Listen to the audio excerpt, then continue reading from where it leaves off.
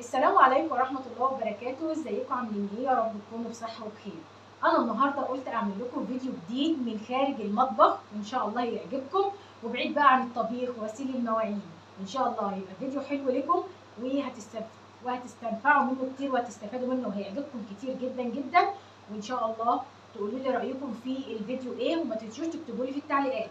الفيديو بتاعنا النهارده انا هنضف النيش بتاعي. انا بقالي فتره كبيره جدا ما نضفتش النيش وكله تراب. وبصوا انا اتفاجئت بصراحه من منظر النيش وانا معديه جنبه كده، لقيته ايه؟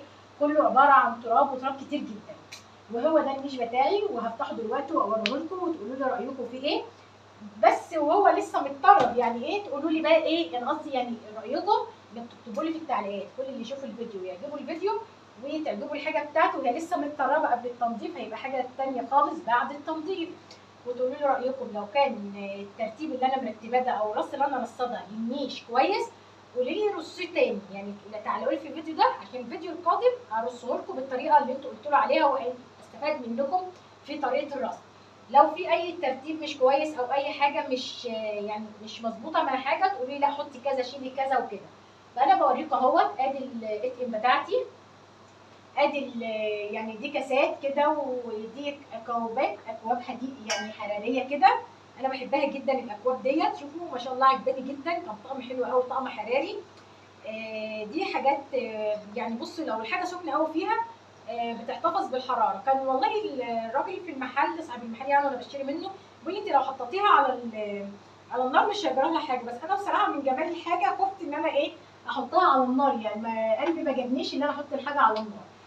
وديت بقى برضو حاجات كده، دي برضو يعني حاجه كده انتيكه كده، كان زميله هي جايباها لي وعزيزه عندي جدا، عشان كده انا ما قدرتش افرط فيها وحطيتها يعني في اهم مكان عندي.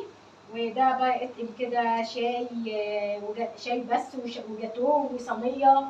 ودي كوبايات بتاعت قهوه ولها اطباق، يعني هوريها لكم برده الاطباق بتاعتها، وعايزه اوريكم ان دي كل حاجه متطربه. والنيش بصراحه متطرب، يعني بصوا اهو كل حاجه متطربه معانا. وطبعا المفارش دي هشيلها وهغسلها تاني من جديد وافرشها تاني. وده طقم الجاتوه اهو، ده شاي وجاتوه اهو. ده ادي الفنجان بتاعه اهوت، وادي الطبق. وشوفوا عايزه اوريكم التراب، شوفوا لما بيتمسح بيبان فرق التراب من النظافه، طبعا بتفرق كتير. ماشي. وعندي بقى تحت هنا خالص طقم القبال. الطقم بتاعي الطقم ده حراري وبيتحط على النار، وطبعا جاي معاه طقم كامل بالطقم الشاي بتاعه والفناجيل بتاعته، ومعاه حلل كمان، يعني الحلل الحراريه يعني